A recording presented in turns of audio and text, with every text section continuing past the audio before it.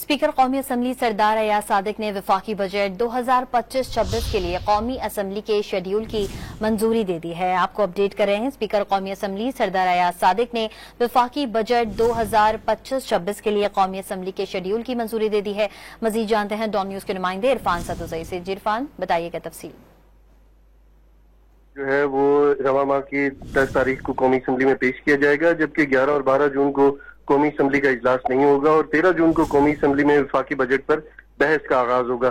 कौमी असम्बली में मौजूद पार्लिमानी जमातों को क़वायद व ज़वाबित के मुताबिक बहस के लिए वक्त दिया जाएगा और 21 जून तक जो बहस है वो जारी रहेगी और वफाकी बजट 25-26 पर जो बहस है वो आगे जाके क्लोज होगी और 22 जून को कौमी असम्बली का इजलास नहीं होगा। 23 जून को कौमी असम्बली के जो मुख्तस करदा जरूरी अखराजात हैं उस पर बहस होगी और 24 और 25 जून की और डिमांड्स, ग्रांट्स, कटौती की तारीख पर बहस और वोटिंग होगी और 26 जून को फाइनेंस बिल की कौमी असम्बली से मंजूरी हो जाएगी। जी, इरफान सदुजई अपडेट कर रहे थे। आपका शुक्रिया।